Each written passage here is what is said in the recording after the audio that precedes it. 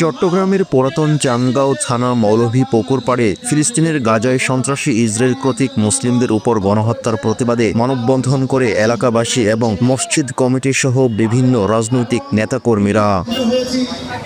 চান্দগাঁও মহল্লা ফেডারেশনের অর্থ সম্পাদক জাহেদ গিয়াসউদ্দিন আহমেদের উপস্থাপনায় উক্ত মানববন্ধনে সভাপতিত্ব করেন জনাব মোহাম্মদ সালাউদ্দিন। মানববন্ধনে উপস্থিত ছিলেন দক্ষিণ জেলা বিএনপির সাবেক আহ্বায়ক জনাব আলহাজ আবু সুফিয়ান, জামাত ইসলামের অ্যাসিস্ট্যান্ট সেক্রেটারি আজাদ চৌধুরী, চট্টগ্রাম মহানগর বিএনপির আহ্বায়ক কমিটির সদস্য জনাব আনোয়ার হোসেন লিপু, চান্দগাঁও জামাত ইসলামের ঘোষিত কাউন্সিলর প্রার্থী জনাব রাইসুর রহমান চৌধুরী, টিটু, ওয়াহিদ মোরাদ চৌধুরী, আব্দুল গফুর, নুরুল আমিন, আলহাজ বখতিয়ার সওদাগর, আবু সাদাত মোহাম্মদ সাইম, নৌশেদ আল জাসেদুর রহমান সহ বিভিন্ন রাজনৈতিক ও সামাজিক ব্যক্তিবর্গ। সকল রাজনৈতিক দল, সকল মানুষ যেটা দেখিয়েছে সেটা বাংলাদেশের ইতিহাসে একটা বিরল ঘটনা।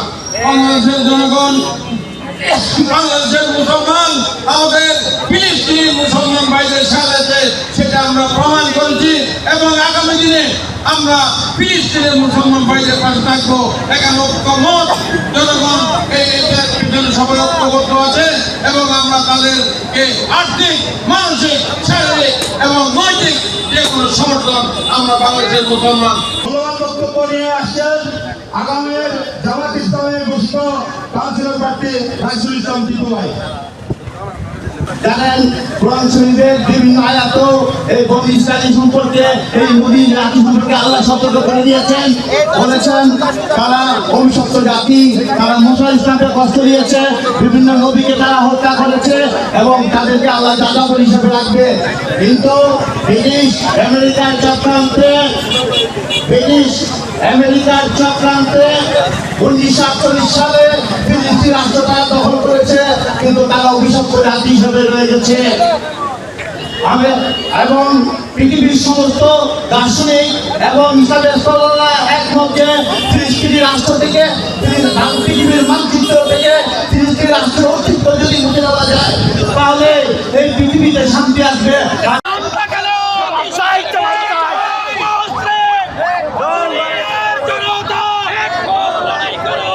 সম্মানিত উপস্থিতি, আজকে আমরা যে কারণে এখানে মহল্লাবাসীর পক্ষ থেকে একত্রিত হয়েছি, আমরা জানি গাজা এবং রাফাতে ওই বর্বর ইসরায়েলি শক্তি মুসলমানদের উপর বর্বরভাবে নির্যাতন চালিয়ে শিশু, নারী এবং নিরপরাধ নিরস্ত্র মানুষদের উপর জেনোসাইড চালাচ্ছে।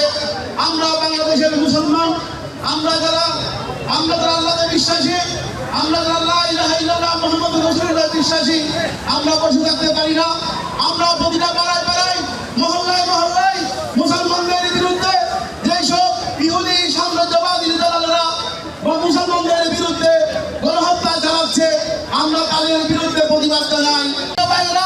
আমরা বিশ্বাস করি, আমরা যদি কুনতুম খায়রা উম্মাতিন উখরিজাত লিন-নাস তা'মুরুনা বিল মা'রুফ ওয়া তানহাউনা আনিল মুনকার তু'মিনুনা বিল্লাহ, তোমরাই হচ্ছে সর্বোত্তম জাতি, মুসলমানেরা হচ্ছে সর্বোত্তম জাতি।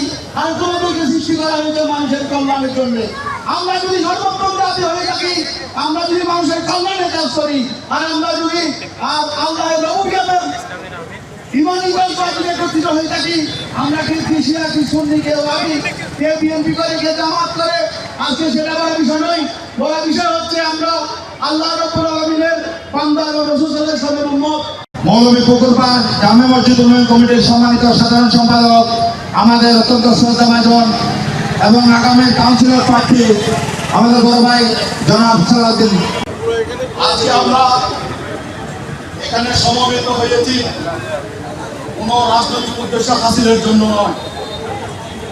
আজকে আমরা উদ্দেশ্য একটাই, লা ইলাহা ইল্লাল্লাহ মুহাম্মাদুর রাসূলুল্লাহ, এই কায়েমটা জারি রাখার জন্য বিশ্বে। আপনারা ইতিমধ্যে জেনেছেন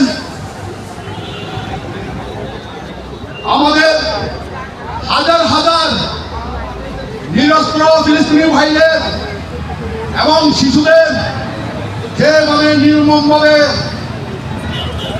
মানবতা বিরোধী মারণাস্ত্র ব্যবহার করে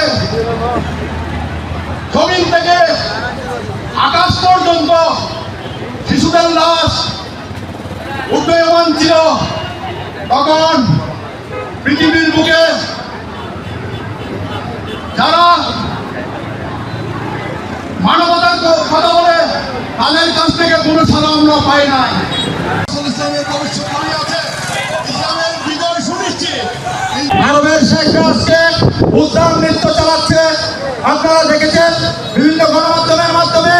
যখন আমার মুসলমানদের পর গণহত্যা চলতেছে তখন সৌদি আর শেখেরা সেখানে উদ্যান নৃত্যে মাতানো হয়েছে।